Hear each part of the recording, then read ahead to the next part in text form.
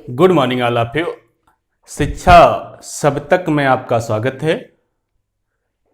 आज हम लोग मैथमेटिक्स में जो टॉपिक शुरू कर रहे हैं वह है ट्रिग्नोमेट्री।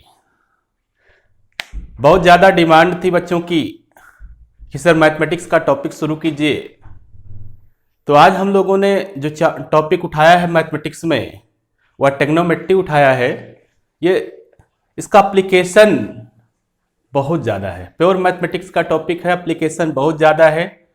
सिंपल कैलकुलेशन से ये समझ में आ जाती है, लेकिन आज हम लोग मैथमेटिक्स के बारे में जो धारणा रखते हैं, ट्रिग्नोमेट्री के बारे में जो धारणा रहती है, तो ढेर सारे फार्मूले हैं जिनको याद करना पड़ता है, ढेर सारी इनइक्वलिटीज हैं जिन्हें याद करना पड़ता है, फिर उनके एप्लीकेशन को याद रखना पड़ता है, उनके एप्लीकेशन को सीखना पड़ता है। ऐसा कुछ नहीं है।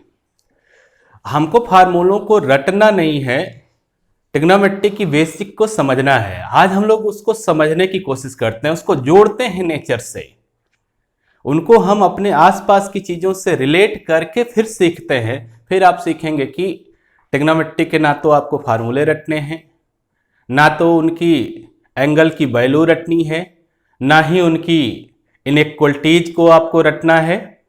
आपको बस उनको समझना है, फिर उनके एप्लीकेशन को सीखना है। 13 साल के अपने टीचिंग एक्सपीरियंस में हमने यही देखा कि किसी भी सब्जेक्ट के बारे में बच्चों की जो धारणा उत्पन्न होती है, अच्छी या बुरी, वो उनके कॉन्सेप्चुअल ज्ञान पर ही निर्भर करती है। अगर कॉन्सेप्ट बन गया किसी सब्जेक्ट का उस बच्चे का, तो बच्चा उस सब्जेक्ट या उस टॉपिक के बारे में सोच सकता है। फिर उस पर जब वो आता है तो उस पर टिकता है, उसकी चीज़ों को वो जानने की कोशिश करता है और वो चीज़ें उसको अच्छी लगने लगती हैं। अगर किसी भी टॉपिक का कॉन्सेप्ट नहीं जनरेट हुआ तो वो जो सीखा रहता है उसी को अप्लाई कर पाता है, फिर अलग से कुछ उसमें वो सोच नहीं पाता है, फिर उस सब्जेक्ट उस टॉपिक से वो दूर भागने लगता है। तो हम लोग ट्रिग्नोमेट्री एकदम सिंपल वे में सीखेंगे, कोई रटना रटाने की कोई बात नहीं है। हम लोग इसको रिलेट करते हुए चलेंगे। तो बिना समय गंवाए हम लोग चलते हैं, सीखते हैं इसको, ट्रिग्नोमेट्री को एकदम बेसिक से सीखते हैं। और जो भी बच्चे हमारे चैनल पे नए हैं वो प्लीज इस लेक्चर में शुरू से अंत तक आप टिके रहिएगा। हम लोग इसमें कोई भी फार्मूला रटने की कोई बात नहीं करेंगे।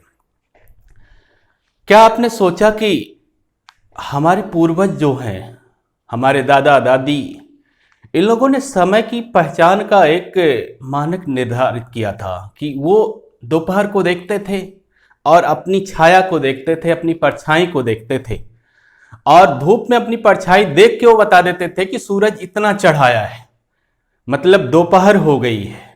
और अपने प्रतिबिंब को या अपने परछाई को ही धरती पर देखकर वो ये बता देते थे कि सूरज ढलान पर है, मतलब अब दोपहर से दूसरी तरफ का समय हो चुका है। अपने प्रतिबिंब को ही देख के ये बता देते थे कि अभी कितनी सुबह है और कितनी शाम है। रात में भी यही तरीका वो अपनाते थे। तो हम लोग देखते हैं कि जब पुराने समय में भी ऐसा ही था कि गांव में या नगर में एक बहुत ऊंचे स्थान पर एक लंबा सा खंभा गाड़ दिया जाता था, या कोई भी लंबी सी वस्तु को गाड़ देते थे, उसके प्रतिबिंब से वो समय का ज्ञान करते थे। क्या आपने सोचा कि उस प्रतिबिंब से उनको समय का ज्ञान कैसे होता था? ये मान लीजिए कि कोई खंभा है जो ऊंचे टीले पे गड़ा हुआ है। अब इसका प्रतिबिंब, इसकी छाया, इस खंभे की छाया जो है, एक तरफ ये सुबह का समय माना जा रहा है, ये शाम का समय माना जा रहा है।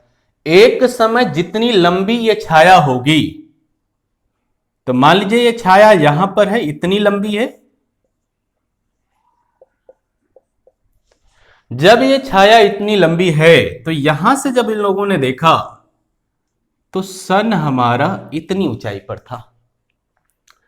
इसका मतलब छाया अभी ज्यादा लंबी है, तो अभी एकदम भोर का समय है। और जब ये छाया और छोटी हो गई, यहां पर आ गई, तो सन हमारा और ऊपर चला गया। ठीक, ये छाया बहुत छोटी हो गई,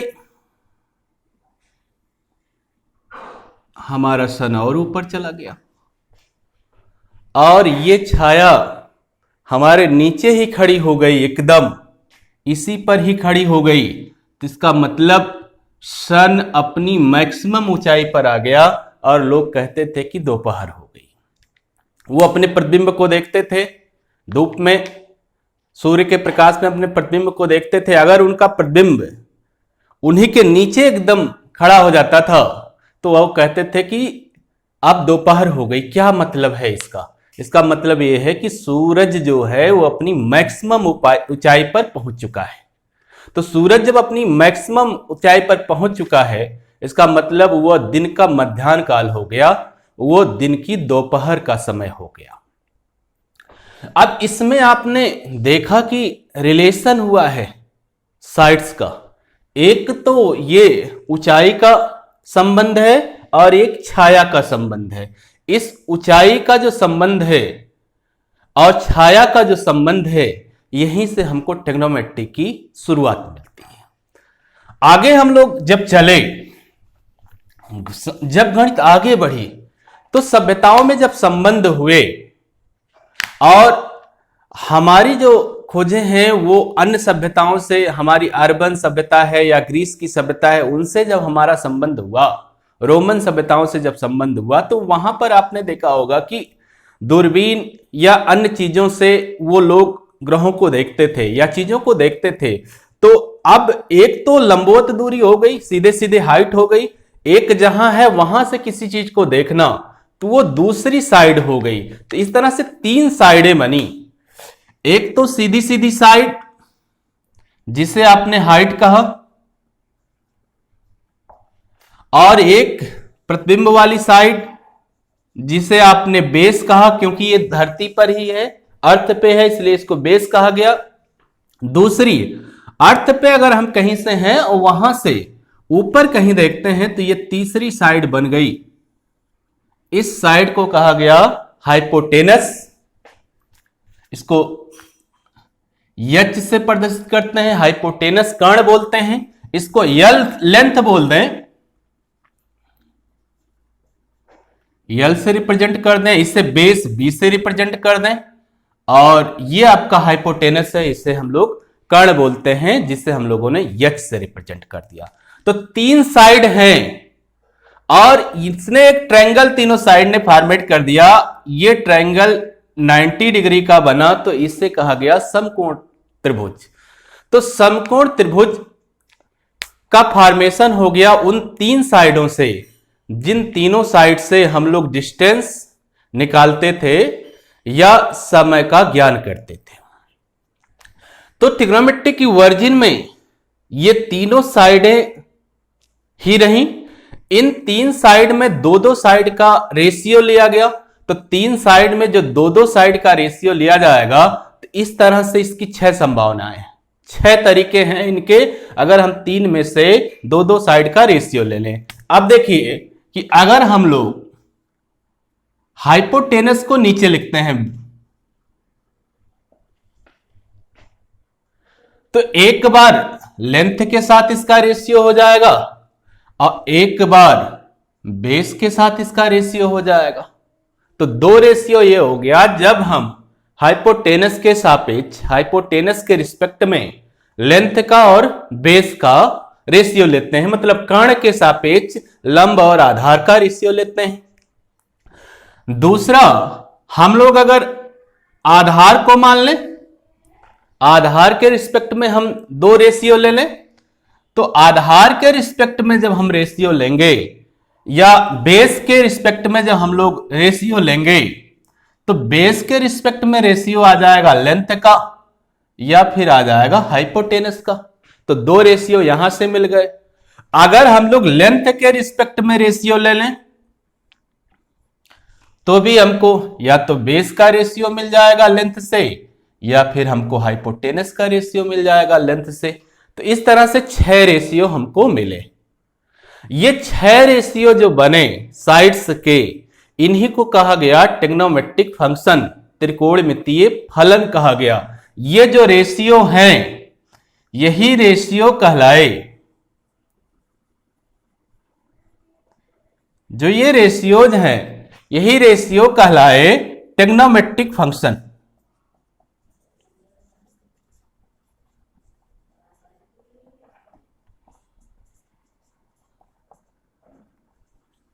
त्रिकोणमितीय फलन। अब ये त्रिकोणमितीय फलन क्योंकि 6 रेशियो के थे तो 6 प्रकार के हुए, तो इन रेशियो को अलग अलग नाम दिया गया, अलग अलग फलन कहा गया।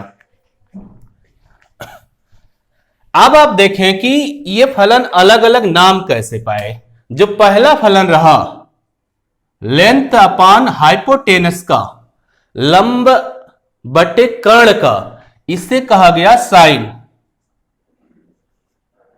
साइन। जो बेस अपान हाइपोटेनस का रहा, आधार अपान कर्ण का रहा, इसे कहा गया कॉस। जो लेंथ अपान बेस का रहा, इसे कहा गया टैन। और जो बेस अपान लेंथ का रहा, इसे कहा गया कॉट।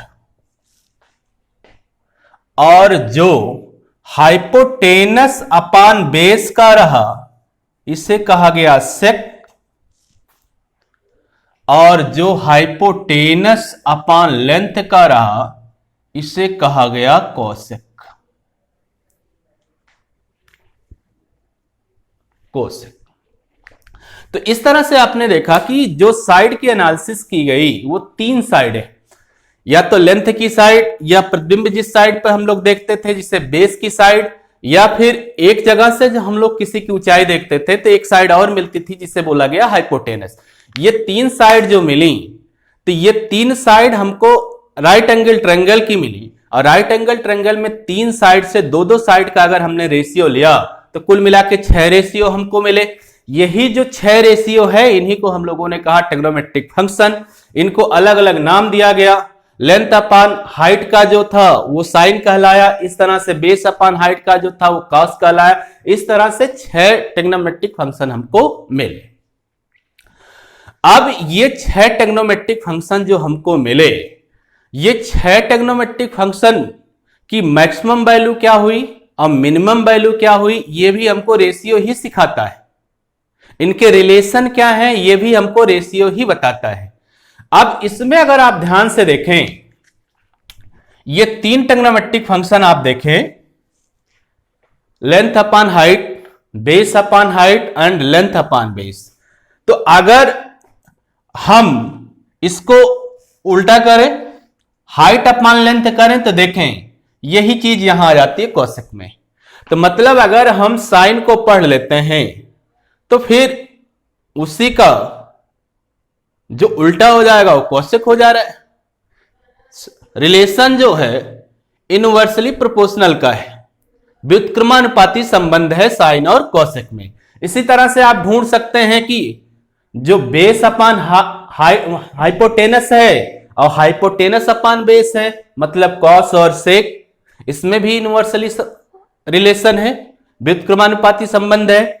इसी तरह लेंथ अपान बेस और बेस अपान लेंथ, टैन और कॉट, इसमें भी जो रिलेशन है वो इनवर्सली रिलेशन है, व्युत्क्रमानुपाती संबंध है।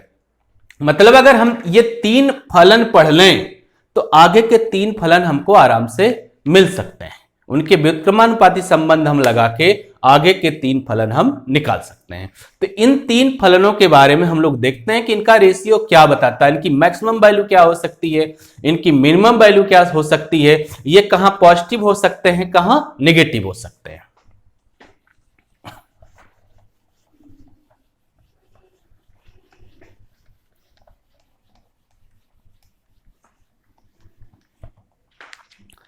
पहली बात हम लोग करते हैं साइन फंक्शन की। साइन फंक्शन की बात करते हैं। अब हम लोग अपने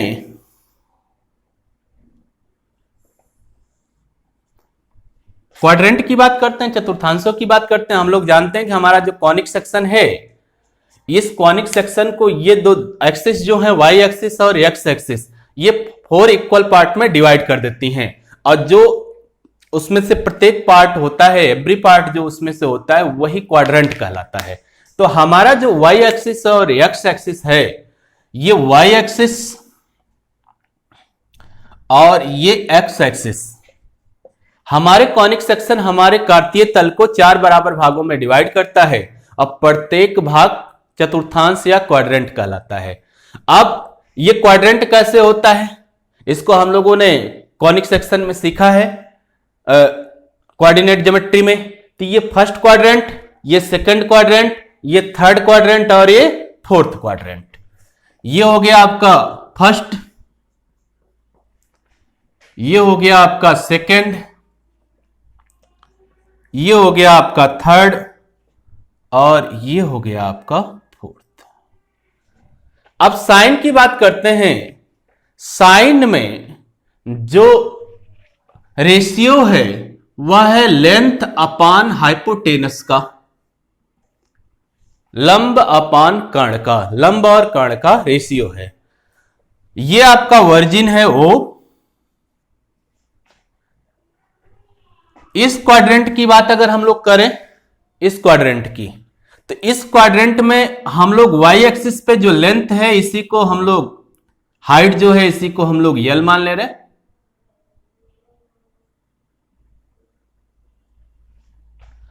एक्स एक्सिस पे जो है इसको बी मान ले रहे हैं।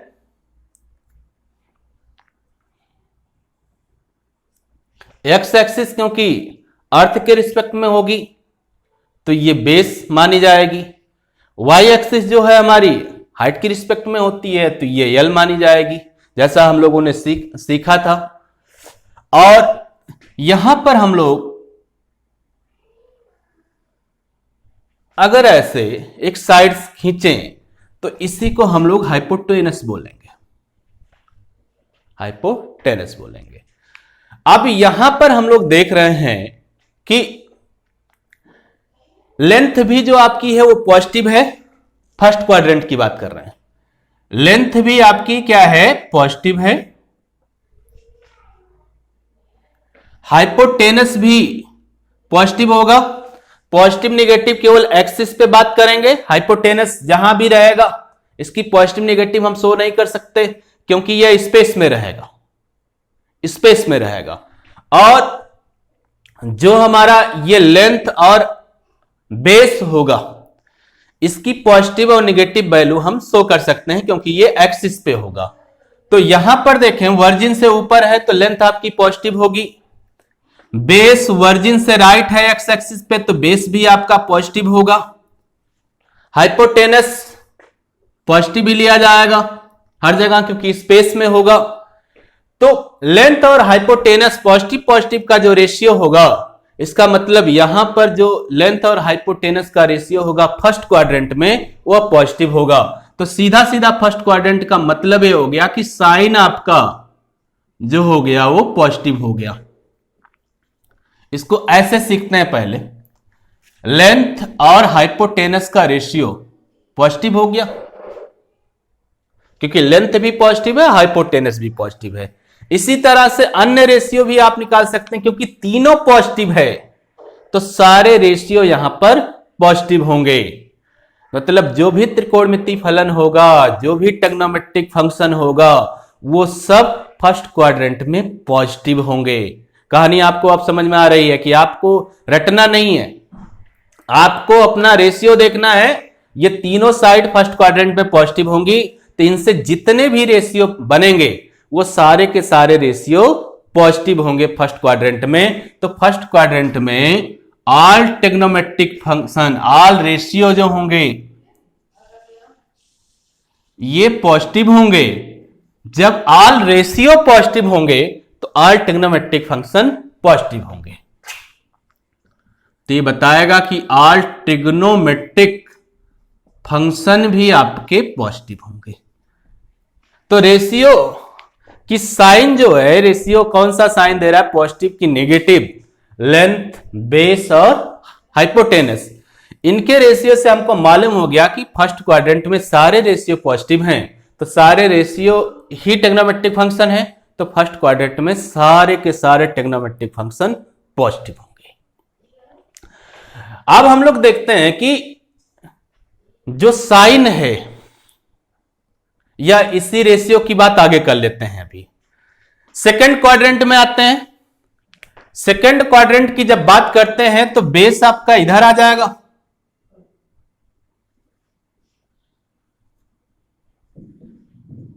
बेस आपका इधर आ जाएगा, और आपका हाइपोटेनस तो ये ऐसे ही रहेगा।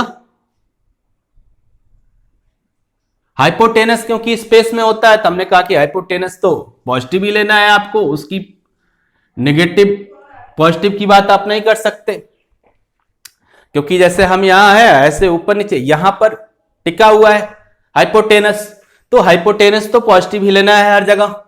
पॉजिटिव नेगेटिव की बात हम लेंथ और बेस की करते हैं। यहां पर बेस नेगेटिव हो जाएगा सेकंड क्वाड्रेंट में, तो बेस के साथ जो रेशियो होंगे वो यहां नेगेटिव हो जाएंगे, और लेंथ और हाइपोटेनस के साथ जो रेशियो होंगे वो पॉजिटिव हो जाएंगे। तो लेंथ और हाइपोटेनस के जो रेशियो हमको मिले हैं वो दो रेशियो मिले हैं, एक तो लेंथ अपान हाइपोटेनस, एक हाइपोटेनस अपान लेंथ। तो यही दोनों सेकंड क्वाड्रेंट में पॉजिटिव रहेंगे, बाकी सारे बेस के साथ रिलेट हो जाएंगे, वो सारे के सारे निगेटिव हो जाएंगे। तो अब देखिए लेंथ के साथ हाइपोटेनस का रेशियो क्या होता है, साइन, और हाइपोटेनस के साथ लेंथ का रिलेशन क्या होता है, कॉसेक। तो सेकंड क्वाड्रेंट जो है, इस सेकंड क्वाड्रेंट में दो टेग्नोमेट्रिक फंक्शन पॉजिटिव हैं, बाकी सारे टेग्नोमेट्रिक फंक्शन का जो रेशियो है उस रेशियो में बेस आ जाएगा, तो सारे टेग्नोमेट्रिक फंक्शन के रेशियो निगेटिव हो जाएंगे। तो जो सेकंड क्वाड्रेंट है उसमें साइन और कॉसेक वाला टेग्नोमेट्रिक फंक्शन पॉजिटिव होगा, बाकी कॉस, टैन, कॉट और सेक वाला टेग्नोमेट्रिक फंक्शन निगेटिव होगा। थर्ड क्वाड्रेंट में जब बात करेंगे तो हमको लेंथ में भी निगेटिव आना पड़ेगा, आपकी लेंथ भी यहां निगेटिव चलेगी, निगेटिव चलेगी। हाइपोटेनस आपका ऐसे आएगा, हाइपोटेनस आपको पॉजिटिव लेना है क्योंकि ये स्पेस में है।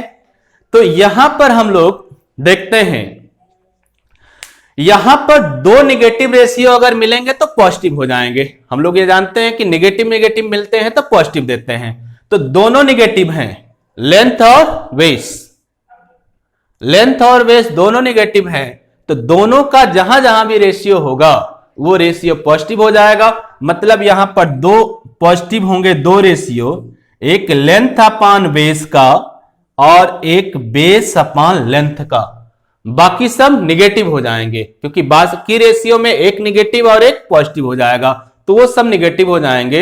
जहां दोनों रेशियो निगेटिव रहेंगे वही पॉजिटिव हो जाएगा। तो लेंथ और बेस दोनों निगेटिव हैं, तो ये रेशियो पॉजिटिव हो गया, और बेस और लेंथ भी आपका पॉजिटिव हो गया। तो ये रेशियो आपका कहलाता है टैन, और ये रेशियो आपका कहलाता है कॉट। तो दो थर्ड क्वाड्रेंट है, इस थर्ड क्वाड्रेंट में जो हमारा टेग्नोमेट्रिक फंक्शन टैन और कॉट है यही पॉजिटिव है, बाकी जो सारे टेग्नोमेट्रिक फंक्शन है, साइन है, कॉस है, सेक है और कॉसेक है, ये आपके निगेटिव होंगे। बात फोर्थ क्वाड्रेंट की करते हैं, फोर्थ क्वाड्रेंट की करते हैं। ये आपका हाइपोटेनस स्पेस में है तो पॉजिटिव देना है। फोर्थ क्वाड्रेंट में हम लोग देखते हैं कि दो पॉजिटिव हैं, बेस और हाइपोटेनस। तो बेस और हाइपोटेनस पॉजिटिव हैं तो इनके रेशियो ही यहां पॉजिटिव होंगे, बाकी रेशियो लेंथ के साथ हो जाएंगे, जो निगेटिव है तो निगेटिव हो जाएंगे। तो बेस और हाइपोटेनस से हमको दो रेशियो मिलते हैं, एक मिलता है बेस अपान हाइपोटेनस और एक मिलता है हाइपोटेनस अपान बेस। तो बेस अपान हाइपोटेनस जो होता है, आधार बटे कर्ण जो होता है, ये आपका पॉजिटिव होगा, और हाइपोटेनस अपान बेस ये भी आपका पॉजिटिव होगा। तो बेस अपान हाइपोटेनस आपका कहलाता है कॉस, और हाइपोटेनस अपान बेस आपका कहलाता है सेक।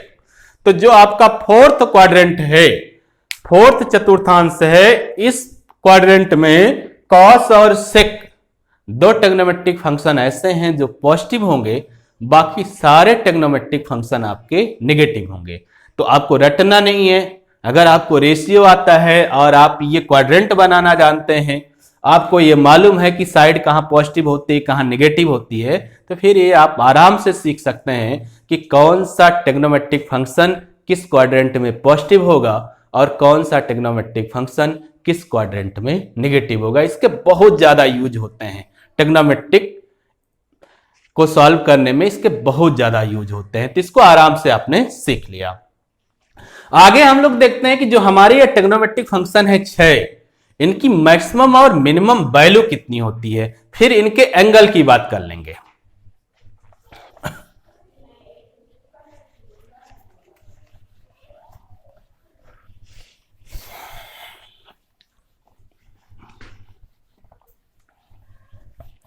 इनकी मैक्सिमम और मिनिमम वैल्यू कितनी होती है, फिर एंगल की बात करेंगे।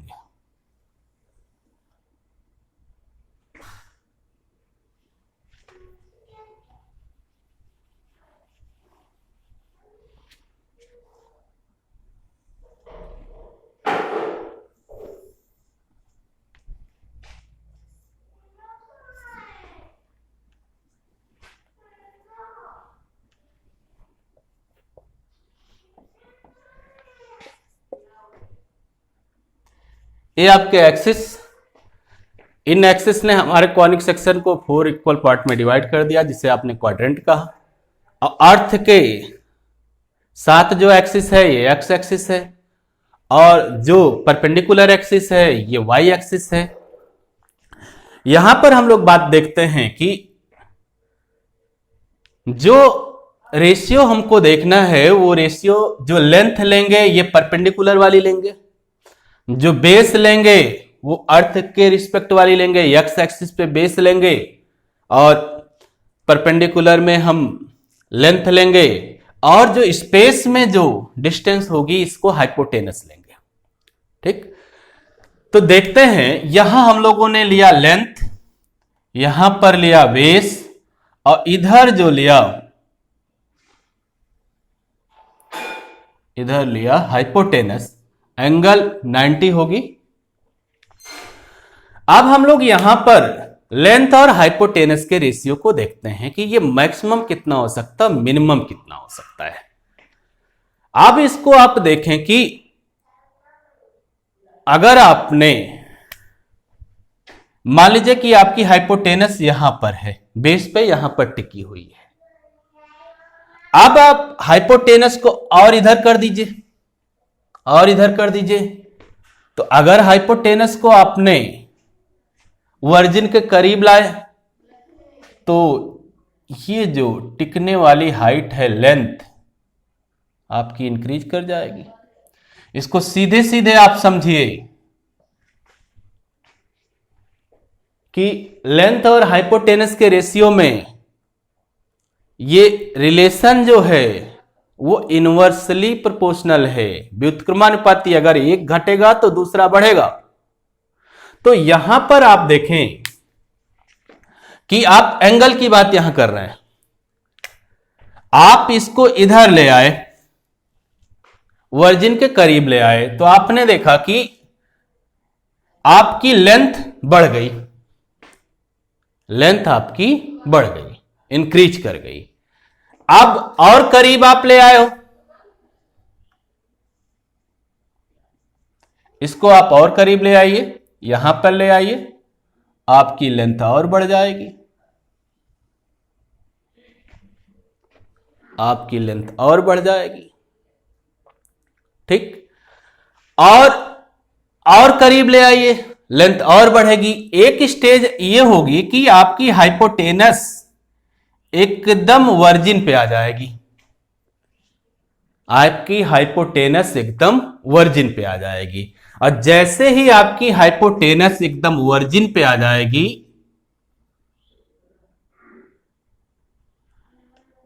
ये हाइपोटेनस वर्जिन पे जब आ जाएगी तो ये ऐसे ही खड़ी हो जाएगी, एकदम एकदम सट के खड़ी होगी, दिखेगी नहीं। मैं दिखाने के लिए आपको कह रहा हूं, ये आपकी हाइपोटेनस है, यही आपकी लेंथ भी हो जाएगी। ये आपकी हाइपोटेनस है, यही हाइपोटेनस ही आपकी लेंथ हो जाएगी जब सीधे खड़ी हो जाएगी। इसको आप जनरल लाइफ में सीढ़ी अगर आप पुरानी देखते होंगे तो उनको सीधा खड़ा कर दीजिए, जहां लगाते हैं उसके सापेक्ष खड़ा कर दीजिए, तो जो आप देखेंगे सीढ़ी की हाइट ही आपकी लेंथ हो गई। सीढ़ी की हाइट ही आपकी लेंथ हो गई। सीढ़ी आपकी हाइपोटेनस थी, वही आपकी अब लेंथ हो गई। तो यहां पर हम लोग देख रहे हैं कि लेंथ और हाइट, लेंथ और हाइपोटेनस दोनों सेम हो गए। जब लेंथ और हाइपोटेनस दोनों सेम हो गए तो लेंथ अपान हाइपोटेनस का जो रेशियो रहा वो 1 रहा। तो इसका जो मैक्सिमम रेशियो हो जाएगा वो हो जाएगा 1। तो लेंथ अपान हाइपोटेनस का जो मैक्सिमम रेशियो हो गया, यही रेशियो इसका मैक्सिमम हो जाएगा। लेंथ कितनी मैक्सिमम हो सकती है? लेंथ मैक्सिमम हो सकती है हाइपोटेनस की। अब कब? जब हाइपोटेनस लेंथ से एकदम सट जाए। तो लेंथ और हाइपोटेनस का जो मैक्सिमम रेशियो आएगा वो हो जाएगा 1। इसका मतलब इसका जो टेग्नोमेट्रिक फंक्शन होगा उसकी मैक्सिमम वैल्यू होगी 1। तो लेंथ अपान हाइपोटेनस का जो टेग्नोमेट्रिक फंक्शन है वो है साइन। इसकी जो मैक्सिमम वैल्यू होगी वो होगी 1, क्योंकि पॉजिटिव में है तो पॉजिटिव होगी। अब लेंथ अपान हाइपोटेनस हम निगेटिव में भी ले सकते हैं, एक निगेटिव हो जाएगा तो इसकी मिनिमम वैल्यू वहां से मिल जाएगी। इसकी जो मिनिमम वैल्यू हो जाएगी वह हो जाएगी -1। तो यहां से हम लोगों ने देखा कि जो हमारा टेग्नोमेट्रिक फंक्शन साइन है, जो हमारा टेग्नोमेट्रिक फंक्शन साइन है, इसकी मैक्सिमम वैल्यू जो है वो है +1। इसकी जो मैक्सिमम वैल्यू मिलेगी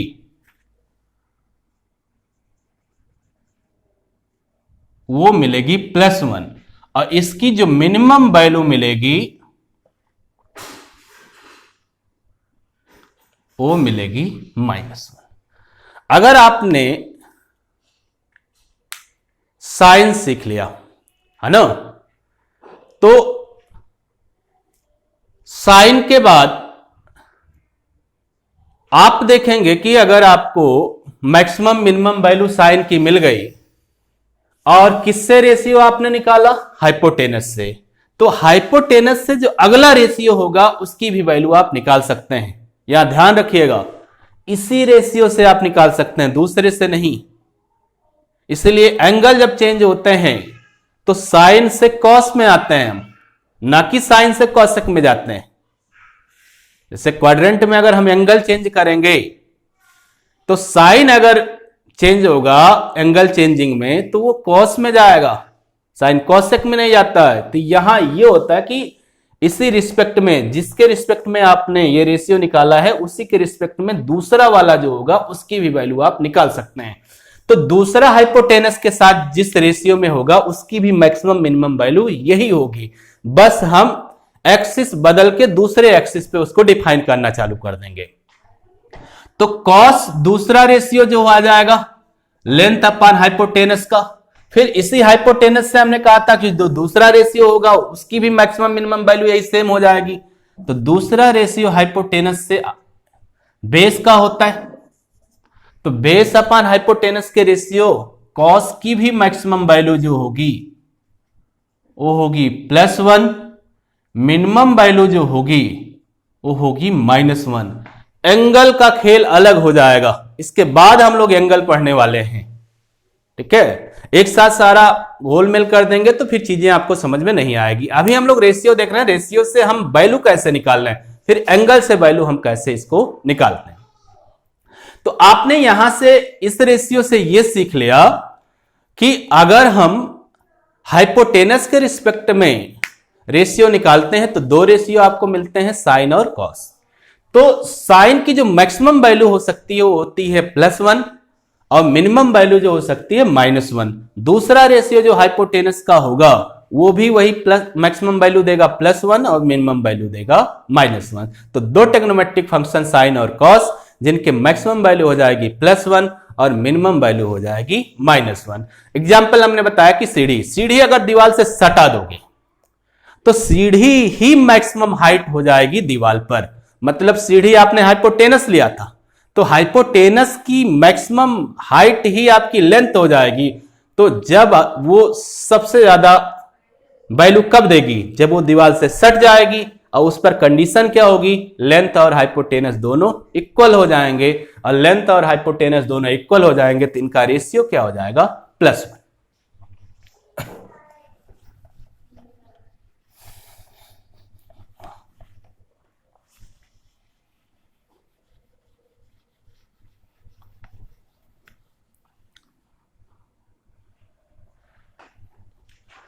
अब अगले किसी रेशियो की बात कर लेते हैं।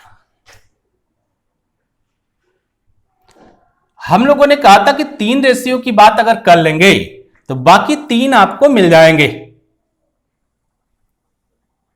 साइन कॉस की बात अब कर चुके हो, tan की बात कर लेते हैं। tan में जो रेशियो आता है वो आता है लेंथ और बेस का। लेंथ और बेस का, लेंथ मान लिया आपने ये है, अब बेस आपने मान लिया ये है। लेंथ और बेस का रेशियो, ठीक। अब मान लीजिए कि लेंथ को आपने मैक्सिमम ले लिया, तब ये रेशियो कितना होगा? और बेस को आपने मैक्सिमम ले लिया तब ये रेशियो कितना होगा? अब लेंथ को आप मैक्सिमम ले कितना सकते हो? वाई एक्सिस है, आप जाओ ना जहां तक जा सकते हो, ऊपर तक, पॉजिटिव डायरेक्शन में जहां तक जाना हो जाओ, लेंथ को लेना है आपको। कोई आप पर प्रतिबंध नहीं है कि हाइपोटेनस है वो यहीं लटक जाएगा, ऐसा कुछ नहीं है। आपको लेंथ पे चलना है, मैक्सिमम जाना है तो आप जाइए, पॉजिटिव साइड में जाना हो तो पॉजिटिव जाइए। तो लेंथ जब आप मैक्सिमम ले सकते हो, मैक्सिमम लेंथ कितनी हो सकती है? मैक्सिमम +∞ हो सकती है, +∞ हो सकती है। अगर हम नीचे जाना चाहें तो मिनिमम कितना जा सकते हैं? -∞ जा सकते हैं। मिनिमम जो हो सकती है वो -∞ हो सकती है। इन्फिनिटी को अनंत बोलते हैं। अनंत का मतलब हमारी सामर्थ्य से बाहर। इन्फिनिटी का मतलब साहित्य वाला आकाश मत समझने लगी है, यहां पर हमारी सामर्थ्य से बाहर, मतलब वह डिस्टेंस जिसे हम कल्पना नहीं कर सकते, वहां तक आप जा सकते हो, ठीक। जैसे हमारी आई का इन्फिनिटी अगर वो पूछ ले तो हम जहां तक मैक्सिमम देख सकते हैं उसके आगे जो भी चीज हो जाएगी वो हमारी आई के लिए इन्फिनिटी हो जाएगी। मतलब हमारी जो आंख है उसके बाद की चीजों को जज नहीं कर पाएगी, देख नहीं पाएगी। तो लेंथ को हम मैक्सिमम कितना लिख सकते हैं? इन्फिनिटी। तो अगर हम लेंथ को मैक्सिमम इन्फिनिटी ले सकते हैं तो इसकी मैक्सिमम वैल्यू कितनी हो सकती है? ऊपर वाले को जब मैक्सिमम लेंगे तो मैक्सिमम वैल्यू मिलेगी और नीचे वाले को जब मैक्सिमम लेंगे तो मिनिमम वैल्यू मिलेगी। तो अगर हम लेंथ को मैक्सिमम ले रहे हैं तो हमको इस रेशियो की मैक्सिमम वैल्यू मिलेगी, इस रेशियो की मैक्सिमम वैल्यू मिलेगी। और लेंथ को मैक्सिमम कितना ले सकते हो आप? लेंथ को आप मैक्सिमम ले सकते हो +∞। तो यहां पर इसकी जो वैल्यू हो गई वो हो गई +∞, ठीक।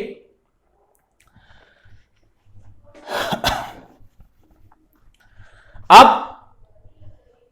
+∞ आपकी मैक्सिमम वैल्यू होगी, मिनिमम वैल्यू कितनी हो सकती है? -∞। मिनिमम कब मिलेगी? जब लेंथ को आप मिनिमम लेंगे तो आपकी मिनिमम वैल्यू मिल जाएगी और ये मिनिमम वैल्यू L/B की मिलेगी और ये कितनी मिलेगी? -∞। इसका मतलब क्या हो गया? इसका मतलब हो गया कि जो L/B का रेशियो था, लेंथ और बेस का रेशियो था, इसकी मैक्सिमम वैल्यू आपको मिली +∞, और इसकी जो मिनिमम वैल्यू मिली वो मिली -∞। ठीक, तो लेंथ अपान बेस का जो रेशियो था इसको हम लोग tan बोलते थे, टेग्नोमेट्रिक फंक्शन tan का है। तो tan की जो मैक्सिमम वैल्यू मिली वो मिली +∞, और इसकी जो मिनिमम वैल्यू मिली वो मिली -∞। तो दूसरा फंक्शन जो लेंथ और बेस के ही रेशियो से आता है वह फंक्शन होता है cot, इसकी भी वही वैल्यू मिलेगी। अब की बार हम बात कर लेंगे बेस के साइड में, एक्स एक्सिस पे हम मैक्सिमम +∞ चल सकते हैं और मिनिमम -∞ चल सकते हैं। तो सेम रेशियो ये भी देगा, मैक्सिमम वैल्यू इसकी मिलेगी +∞, और मिनिमम वैल्यू इसकी मिलेगी -∞। ठीक,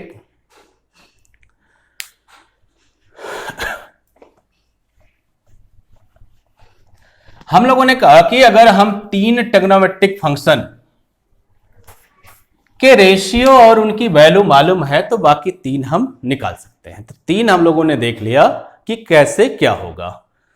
अब क्वाड्रेंट में हम लोगों ने सीखा कि कौन सा ट्रिग्नोमेट्रिक फंक्शन पॉजिटिव हो रहा है, कौन सा ट्रिग्नोमेट्रिक फंक्शन निगेटिव हो रहा है, रेशियो की मैक्सिमम वैल्यू क्या होगी, मतलब किसी ट्रिग्नोमेट्रिक फंक्शन की मैक्सिमम वैल्यू क्या है, मिनिमम वैल्यू क्या है, ये भी हम लोगों ने देख लिया। अब एंगल की बात कर लेते हैं। एंगल बहुत जरूरी है, जो भी हम देखेंगे वो एंगल से ही देखेंगे। ठीक है, आप जज करिए कि अगर हम किसी चीज को देखते हैं और उसकी हमको हाइट दिखानी है थोड़ी सी दूर से, तो साइड से ही हमेशा बात नहीं होगी, उसके एंगल से भी बात होगी। जब मैथमेटिक्स में एंगल इन्वॉल्व हुआ तो उसने बताया कि केवल साइड ही नहीं कर सकते हो, ट्रायंगल में ये बताया गया केवल साइड से रेशियो से ही नहीं, साइड के साथ एंगल का भी रेशियो आप ले सकते हो। तो एंगल भी इन्वॉल्व हो गया। अब हम लोग देखते हैं कि एंगल का खेल क्या है। पहले हम सीखते हैं कि एंगल से हम अपने तीनों साइड को कैसे डिसाइड करते हैं। ये आपका कोई राइट एंगल ट्रायंगल है जो पूरी ट्रिग्नोमेट्री को गवर्न करता है। इसकी 3 साइड है, ये आपकी बेस है, ये आपकी लेंथ है, और ये आपका हाइपोटेनस है। ये 90 डिग्री परपेंडिकुलर होंगे, लेंथ और बेस हमेशा परपेंडिकुलर होंगे। तो राइट एंगल ट्रायंगल वह ट्रायंगल होता है जिसका कोई एक एंगल 90 डिग्री हो। अगर किसी ट्रायंगल का एक एंगल 90 डिग्री का है तो वो राइट एंगल ट्रायंगल होगा, और 90 डिग्री जिस साइड के बीच में रहेगी वही 2 साइड लेंथ और बेस होंगी। अब जो 90 डिग्री के सामने की जो साइड होगी इसी को हाइपोटेनस बोलते हैं। तो इसके डायरेक्ट सामने की जो साइड होगी वो हाइपोटेनस होगी, और लेंथ और बेस के लिए हमको एंगल देखना पड़ेगा। जिस एंगल की हम बात कर रहे हैं इसके सामने की जो साइड है यही लेंथ होगी, और इस एंगल से जो सटी हुई साइड होगी ये बेस होगी। अगर हम इसी ट्रायंगल को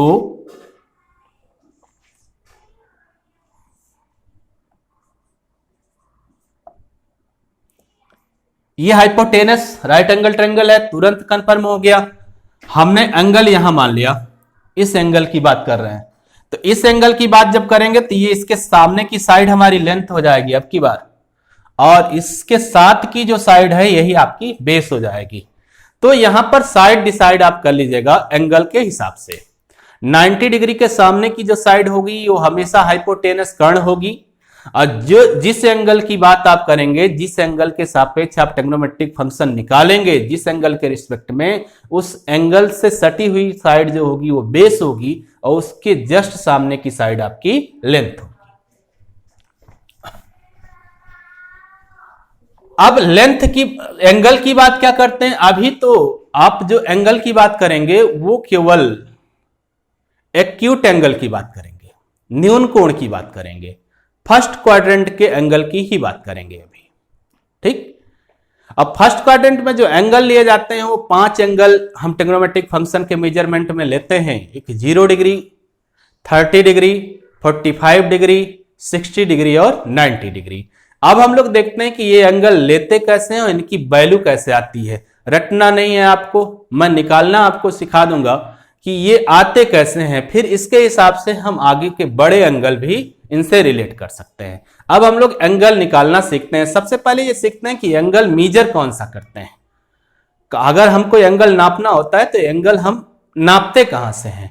हमेशा जो एंगल की बात करते हैं कहीं भी, ट्रिग्नोमेट्रिक ही नहीं कहीं भी एंगल की बात करते हैं तो हम राइट एंगल की बात करते हैं। राइट साइड से जो एंगल होगा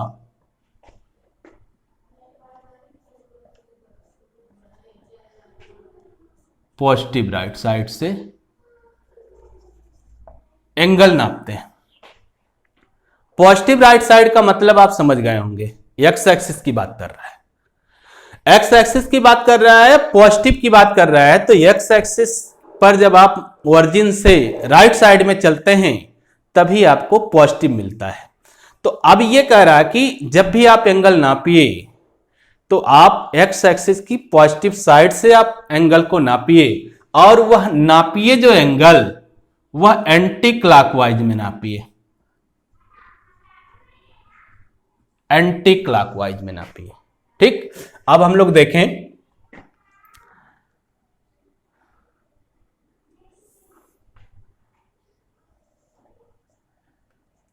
मान लीजिए ये आपका क्वाड्रेंट है,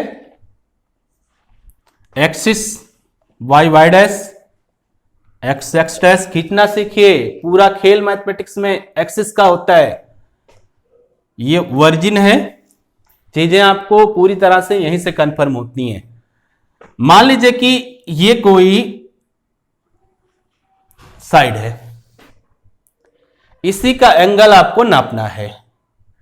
अब ये एंगल कितना बनाएगी, कौन सा एंगल आप नापोगे, इस बात को ध्यान से सुनिए कि आप कौन से एंगल की बात यहां पर करोगे।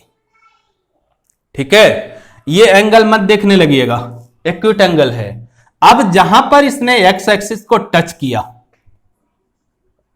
इसके राइट साइड चलिए, इसके राइट साइड चलते हैं और यहां से एंटी क्लॉकवाइज घूमिए, एंटी क्लॉकवाइज घूम गए। ये जो एंगल मिला यही इसका एंगल हो जाएगा।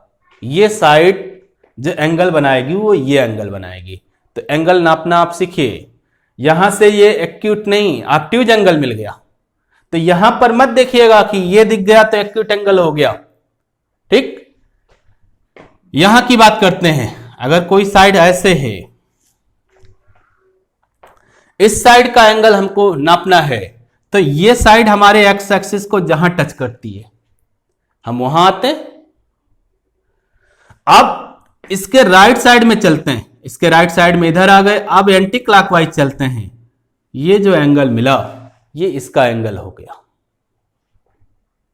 तो एंगल मेजर करना आप सीखिए कि एंगल हम मापते हैं तो पॉजिटिव साइड से, पॉजिटिव राइट साइड से हम मापते हैं और एंटी क्लॉकवाइज में चलते हैं तो फिर एंगल हम मापते हैं। कहीं से भी जब एंगल मापते हैं तो ऐसे ही मापते हैं।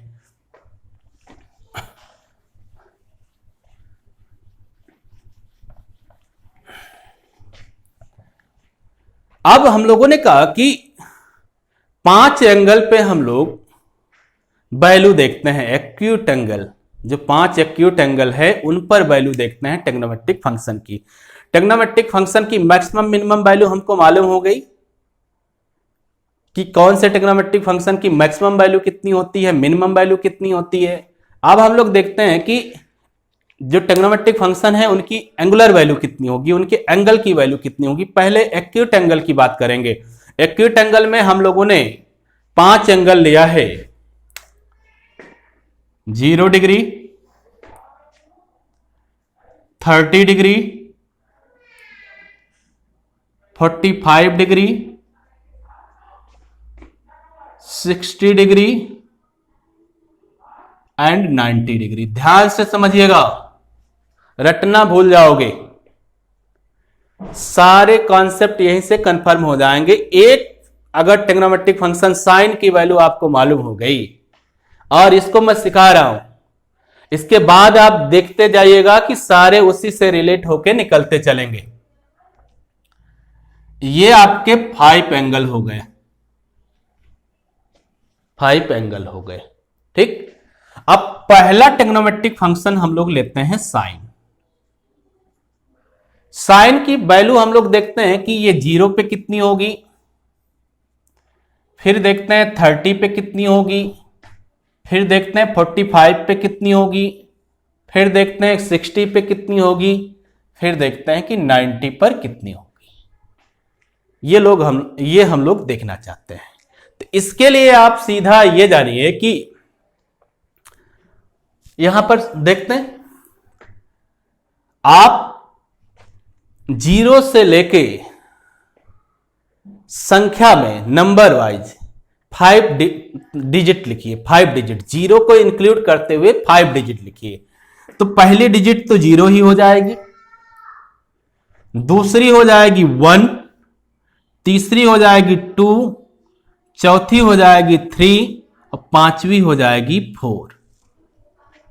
अब इन पांचों डिजिट में जो सबसे बड़ी डिजिट है उससे सबको डिवाइड कर दीजिए। तो सबसे बड़ी डिजिट 4 है, तो 4 से सबको डिवाइड कीजिए। अगले स्टेप में चलते हैं। अगले स्टेप में क्या होगा कि ये पहला स्टेप हो गया। दूसरे स्टेप में हम लोग जो हमारी मैक्सिमम डिजिट है 4, उससे सबको डिवाइड करते हैं।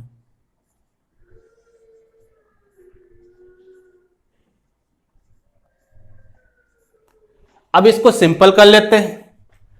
ये आपका 0 हो गया, ये 1/4 ही रहा, ये 1/2 हो गया, ये 3/4 ही रहा, ये 1 हो गया। अब इसका रूट लगा देते हैं, सब पे रूट लगा देते हैं। Under root, under root, under root, under root और अंडर रूट। वैल्यू निकाल लेते हैं। 0 का रूट है तो 0 ही रहा, 0 का रूट है तो 0 ही रहा। 1 का अंडर रूट 1 होगा, 4 का 2 होगा तो 1/2। एक्यूट एंगल पॉजिटिव की बात कर रहे हैं तो निगेटिव नहीं लेंगे। या आप ये कहिए कि अंडर रूट हटाएंगे तो पॉजिटिव निगेटिव लगा देंगे, तो हम एक्यूट एंगल की बात कर रहे हैं, पॉजिटिव एंगल की ही बात कर रहे हैं अभी। 1/2 का रूट अगर आप लेंगे तो 1 का रूट 1, 2 का रूट होगा नहीं तो रूट ऐसे ही चढ़ा रहेगा 1/2। 3/4 का अंडर रूट लेंगे तो अंडर रूट 3/2 और 1 का अंडर रूट लेंगे तो 1। यही साइन के पांचों एंगल की वैल्यू हो गई। रटना है नहीं, रख दीजिए। साइन 0 डिग्री का वैल्यू 0, 30 डिग्री की वैल्यू 1/2, 45 डिग्री की वैल्यू 1/2, 60 डिग्री की वैल्यू अंडर रूट 3/2 और 90 डिग्री की वैल्यू 1।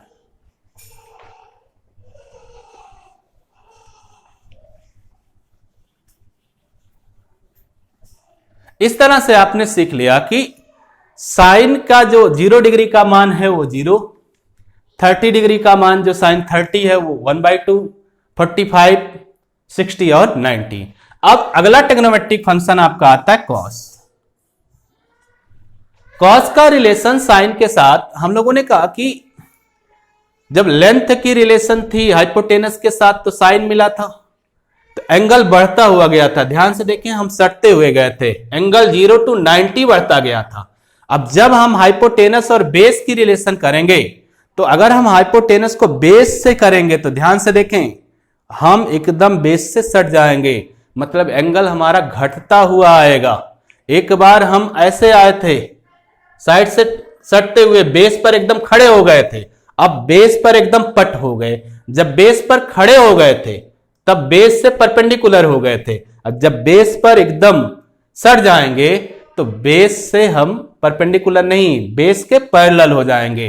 तो मतलब हम एंगल में घटते हुए आ रहे हैं। तो वैल्यू जो होगी साइन की बढ़ते हुए, वही वैल्यू कॉस की हो जाएगी घटते हुए। तो साइन की वैल्यू बढ़ते हुए देखें जीरो से बढ़ रही लगातार 1 तक, और काश में क्या होगा, घटते हुए चलेंगे।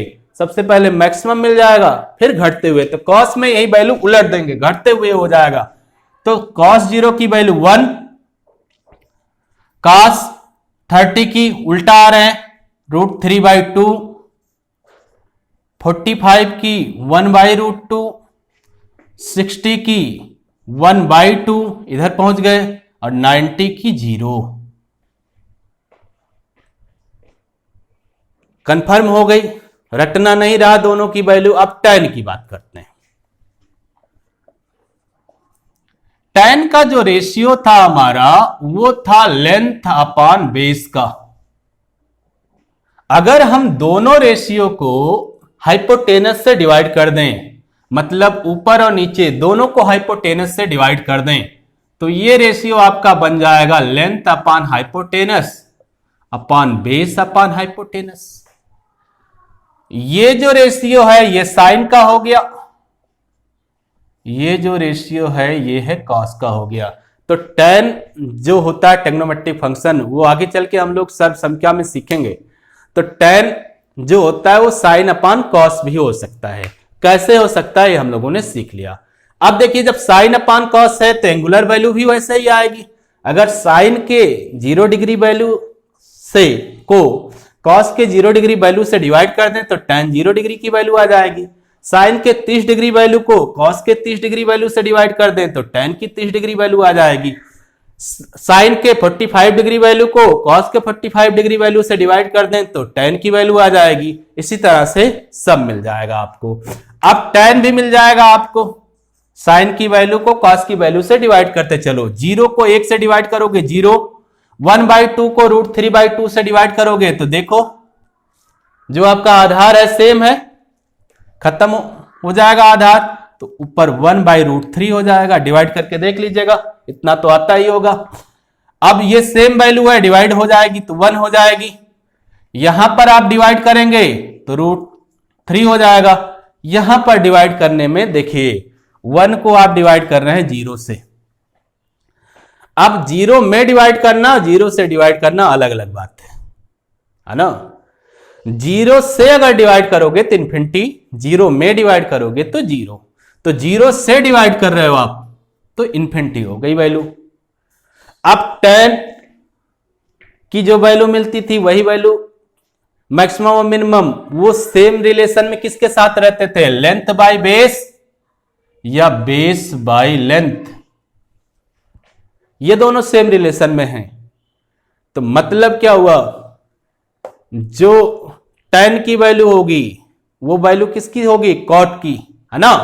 अब जो मैक्सिमम tan के लिए होगा, लेंथ अगर tan के लिए मैक्सिमम है तो ये रेशियो में अगर लेंथ मैक्सिमम है तो जो tan की मैक्सिमम वैल्यू होगी तो यहां लेंथ को मैक्सिमम दे दीजिए तो यह कॉट की मिनिमम वैल्यू दे देगा।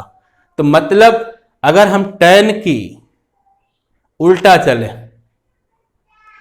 मैक्सिमम से मिनिमम चलें तो हमको कॉट की वैल्यू मिल जाएगी, जैसे हम लोगों ने साइन कॉस में पढ़ा था।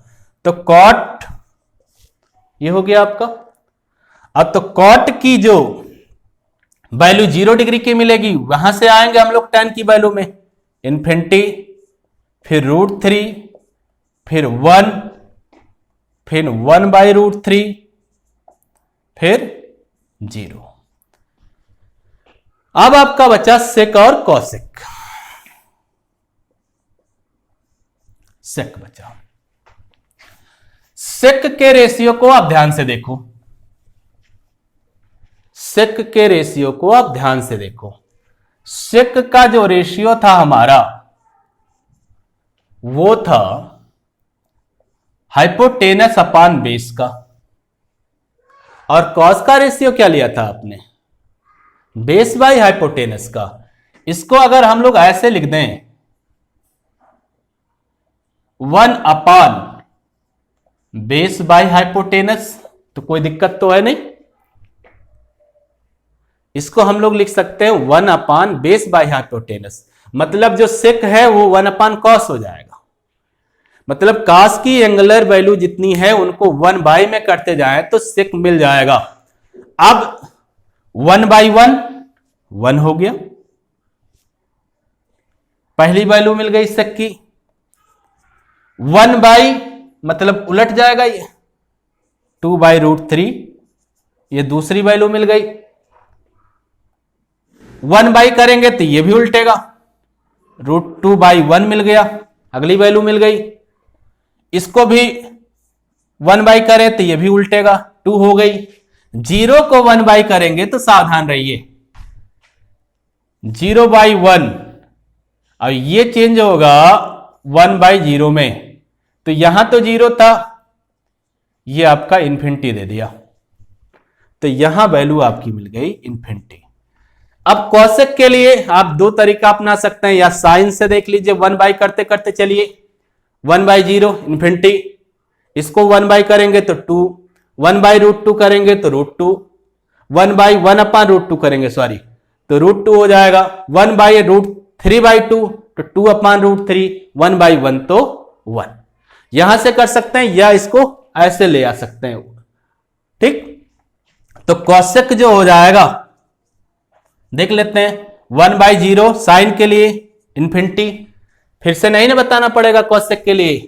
कॉसेक होता है हाइपोटेनस अपॉन लेंथ, उसको लिखा जा सकता है 1/लेंथ अपॉन हाइपोटेनस, तो 1/साइन। तो साइन की जो वैल्यू है अगर 1/ में रखते चले तो कॉसेक की वैल्यू मिलेगी, 1/0 हो जाएगा इन्फिनिटी, 1/1/2 हो जाएगा 2, 1/1/1/√2 हो जाएगा √2, 1/√3/2 हो जाएगा 2/√3 और 1/1 हो जाएगा 1। इस तरह से ये आपकी एंगल की तालिका हो गई, टेबल हो गई, आपको रटने की जरूरत नहीं थी, ठीक। तो आज हम लोगों ने सीखा कि बेसिक्स क्या है ट्रिग्नोमेट्री की, कि ट्रिग्नोमेट्री शुरू कैसे होती है। आज हम लोगों ने केवल यही सीखा। अब आगे जब हम लोग सीखेंगे, अगले लेक्चर में जब हम लोग मिलेंगे तो हम लोग सीखेंगे कि ये जो एंगल है, ये एंगल पॉजिटिव नेगेटिव कैसे देता है, ये सीख के भी आए हो, आपको अब रटने की जरूरत नहीं है। ये सारे के सारे एंगल फर्स्ट क्वाड्रेंट में पॉजिटिव होंगे, लेकिन जब सेकंड क्वाड्रेंट में चलेंगे,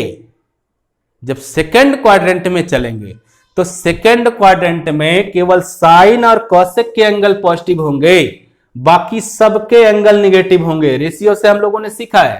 थर्ड क्वाड्रेंट में चलेंगे तो टैन और कॉट के एंगल पॉजिटिव होंगे, बाकी सबके एंगल निगेटिव होंगे। जब हम लोग फोर्थ क्वाड्रेंट में चलेंगे तो सेक और कॉस के एंगल पॉजिटिव होंगे, बाकी सारे एंगल निगेटिव होंगे, ठीक। तो यहां तक आपको कहानी समझ में आई होगी कि ट्रिग्नोमेट्रिक फंक्शन आया कहां से, ट्रिग्नोमेट्री की वर्जिन कहां से है। पहले जो हमारे पूर्वज थे उन्होंने टाइम कैसे देखा था। आज भी हमारी दादी दादा है तो वो रात को देख के कहते हैं, चंद्रमा की छाया, अपनी छाया चंद्रमा की प्रकाश में देख के करते हैं कि कौन सा पहर हो गया, रात ढलने वाली है कि अभी मिडनाइट है।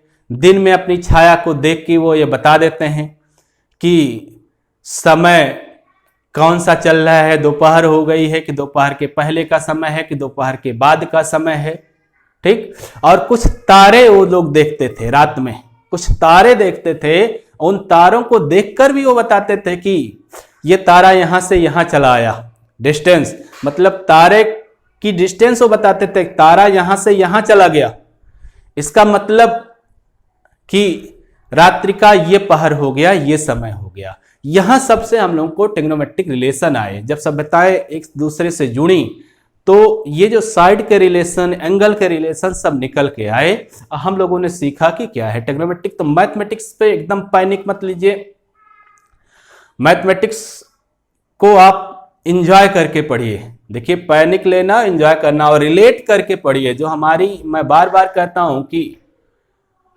जो हमारी मूल भावना है, हमारी जो नवीन पाठ्य योजना की मूल भावना है, वो है कि आप चीजों को अलग अलग सीख के मत जाइए। जो आप सीखे हैं उसको दूसरी चीज से रिलेट कीजिए, अपने डेली लाइफ से रिलेट कीजिए, अपने सोशल लाइफ से रिलेट कीजिए। और पूरी तरह से आप उसको नेचर के साथ इंजॉय कीजिए, तो फिर आपको कोई चीजें सीखने में दिक्कत नहीं है। आज के लिए इतना ही। आपका दिन शुभ हो। धन्यवाद।